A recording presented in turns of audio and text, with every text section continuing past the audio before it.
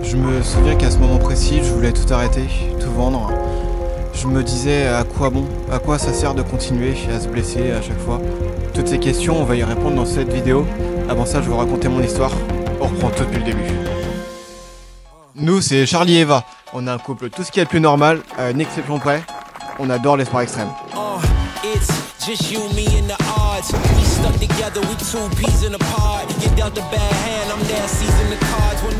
Aujourd'hui, on vous raconte tout de la chute jusqu'à l'opération. On va tout vous raconter en détail. Et je vous conseille de bien rester jusqu'à la fin. Bon, on est J- je sais pas combien avant l'opération. Vous le savez dans la vidéo, là, parce que ça s'affiche tout de suite. Mais nous, on le sait pas encore, on va le savoir aujourd'hui. Je suis tombé lundi vers 15 h à peu près. Ouais. J'aurais pu me faire beaucoup plus mal que ça. Hein. Là, pour vous dire, j'ai une disjonction acromio-claviculaire de stade 3. Donc, tout simplement, je vous montre la radio tout de suite, mais du coup, il y a un gros décalage entre deux os. Les hôpitaux, là, c'est la galère en ce moment.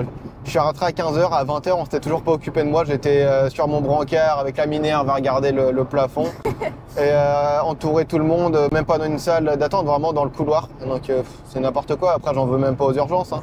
Ouais, ce soir-là, il y a 2 médecins pour 70 patients, je crois. Ça, en soi, j'aurais pu me faire beaucoup plus mal que ça par rapport à la chute. On y reviendra après, on va aller sur les lieux, on vous expliquera tout ça.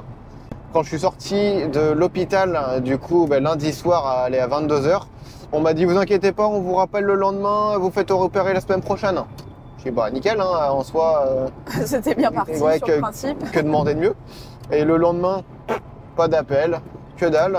Le surlendemain, je me dis, moi, ce serait bien que j'appelle quand même, parce qu'il faut que ça bouge.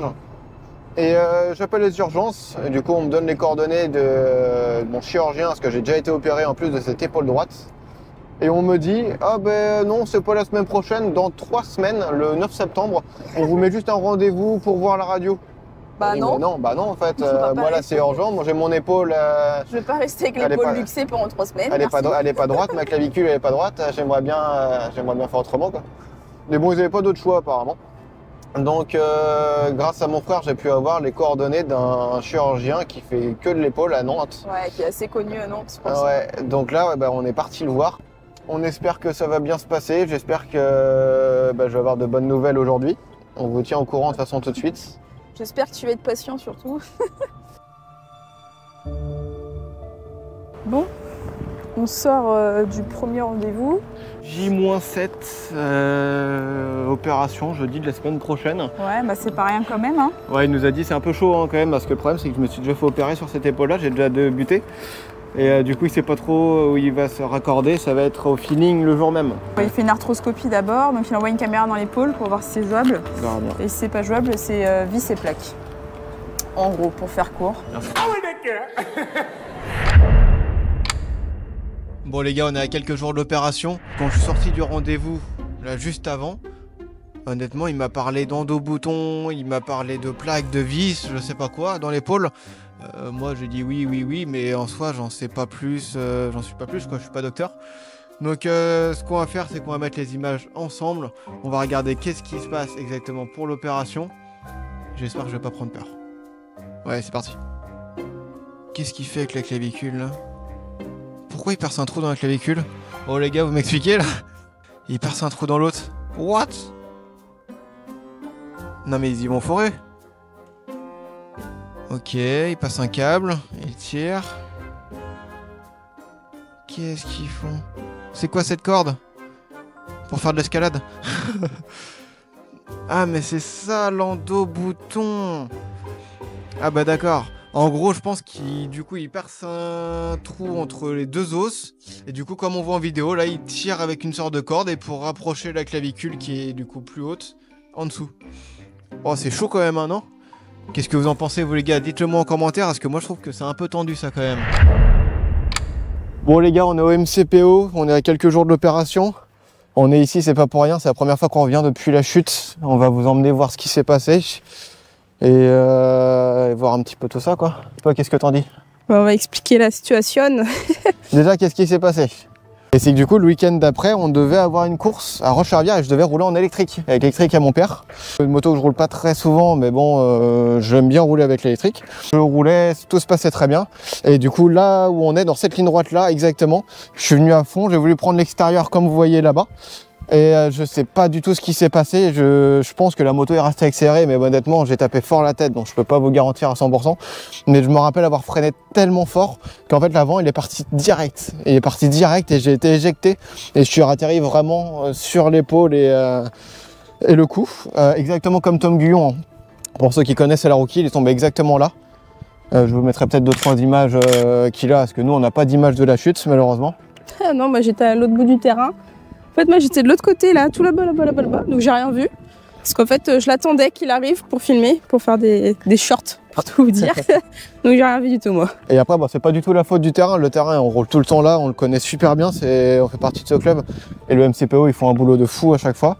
Mais là, je suis tombé, je pense ici, là, non? Ouais, par là, hein, je sais pas, on va voir. Vas-y, explique un petit peu. Je pense que je suis passé par-dessus la moto bien plus loin. J'ai été éjecté et moi je me souviens que j'étais la tête contre... Oui, moi je t'ai retrouvé allongé.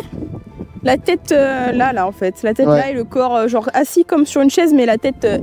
Quand je suis tombé, je savais que ça allait pas.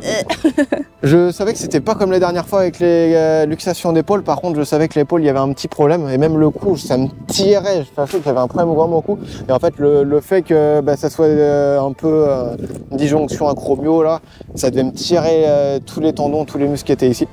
Donc je pense que c'est dû à ça, je pense. Parce que ce qu'il vous dit pas, c'est que après qu'il soit tombé, donc on va le voir et tout, il était un peu sonné. Et puis on lui dit non mais là faut aller aux urgences, ton épaule elle tombe. Ah non, vous appelez pas les pompiers, hein, surtout pas. Hein. Donc j'ai dit bon, ok, donc on attend un peu, il reprend ses esprits. On le ramène jusqu'au camion, le monsieur là, et au camion, il est devenu blanc d'un coup, avec les petites gouttes de sueur, il me dit ça va pas. Il était moitié en train de faire un malaise, je dis bon voilà, il n'y a pas de débat, on appelle les pompiers. Et heureusement d'ailleurs qu'on a appelé les pompiers. Ouais, tu sais, à chaud, tu peux te relever, ça va et tout. En plus, c'était pas une casse os, donc c'est pas osseux, donc c'est différent. Du coup, je me suis dit, bon, c'est bon, on verra le lendemain, et puis voilà. Tranquille, ça repart. Que dalle, un quart d'heure après, je commençais à tomber dans les pommes, les gars. Ça y est, c'est le jour de l'opération. Et c'est fou quand on y pense, d'aimer un sport autant qu'on peut le détester en un claquement de doigts. Mais au final, il faut se rappeler de pourquoi on fait ça. Et de garder que le positif. Le stress monte. À ce moment-là, je me demande, est-ce que ça va bien se passer? Allez, vous allez prendre de grandes respirations et vous allez penser à des événements qui vous font plaisir. Bonne nuit.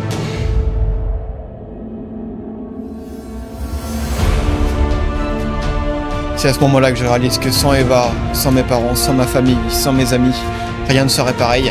Et c'est ce qui me donne la force aussi de pouvoir me relever, de progresser et de revenir encore plus fort. Donc je vous le dis, je sais pas quand je reviendrai, mais je vais revenir et on va tout déchirer. Si la vidéo t'a plu, abonne-toi, reste connecté parce que d'autres vidéos vont arriver très bientôt et je suis pas prêt de lâcher, je peux vous le dire.